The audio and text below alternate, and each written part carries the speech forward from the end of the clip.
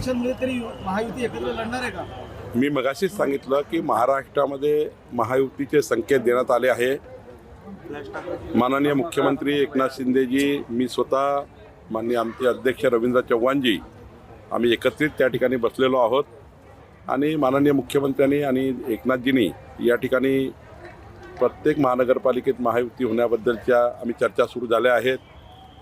महायुतीचे आमचे 13 जे इतर पक्ष आहेत त्यांच्यासोबतही त्या ठिकाणी चर्चा सुरू आहे आणि मी आपल्याला आश्वस्त करतो की या ठिकाणी महानगरपालिकेला महायुती होणार आहे. आज प्रचाराच्या निमित्तानं आपण नगरपालिकेच्या निवडणुकीच्या अनुषंगाने आपण इथे सभेला संबोधित केलंय. प्रतिसाद कसं वाटलं? निलंगा येथे कमळाचाच त्या ठिकाणी नगराध्यक्ष निवडून येईल, भाजपाचाच नगराध्यक्ष निवडून येईल. आमच्या संभाजी पाटील निलंगेकरच्या नेतृत्वामध्ये ऐतिहासिक विजय, आतापर्यंत कधीही एवढा मोठा विजय मिळाला नाही, तेवढा मोठा विजय निलंग्याची जनता आम्हाला देईल असं मला विश्वास आहे. महसूलमध्ये तुम्ही अनेक महत्त्वाचे निर्णय घेताय. मावळमध्ये अवैध गौण खनिज उपसा करणाऱ्या तहसीलदार आणि काही मंडळ अधिकाऱ्यांवर कारवाई केली. लातूरमध्ये जवळपास 150 लातूर तालुक्यात तक्रारी अर्ज प्राप्त आहेत, मात्र ते निकालीच निघत नाही. आणि आता ही गोष्ट खरी आहे की मोठ्या प्रमाणावर अवैध उत्खननांच्या तक्रारी राज्यभर येत आहे. मावळमध्ये सुद्धा हीच कारवाई झाली की 90,000 ब्रास गौण खनिज त्या ठिकाणी मागच्या 4 वर्षामध्ये खोदून नेलेलं आहे. तिथला आम्ही प्रशासकीय कारवाई अधिकाऱ्यावर केली आहे. जे अधिकारी दोषी असतील त्या अधिकाऱ्यावर कडक कारवाई होईल, पण जे अधिकारी दोषी नाही आहेत, शेवटी निलंबन म्हणजे काही कारवाई नसतं. निलंबन म्हणजे त्या ठिकाणी आम्ही त्या अधिकाऱ्यांना चौकशीपासून दूर ठेवावं म्हणून त्या ठिकाणी कारवाई करतो.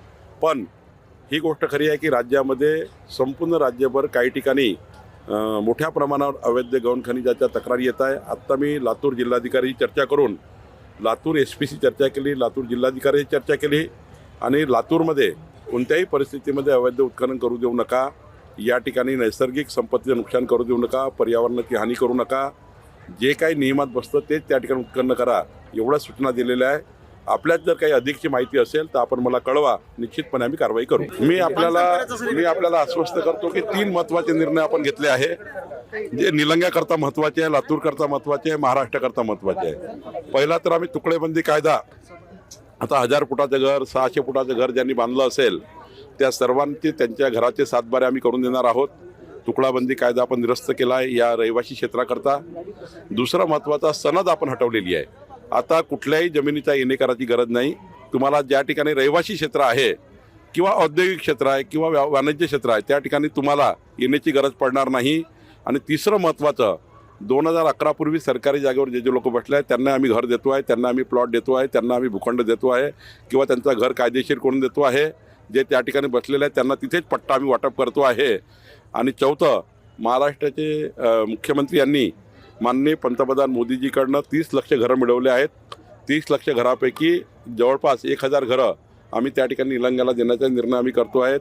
खऱ्या अर्थाने महाराष्ट्राकरता कुठलाही शेतकरी किंवा कुठलाही घरमालक त्यांच्या प्रॉपर्टीची रक्षा करणे, या महाराष्ट्राच्या जनतेची मालमत्तेची रक्षण करणे जबाबदारी महसूल खात्याची आहे.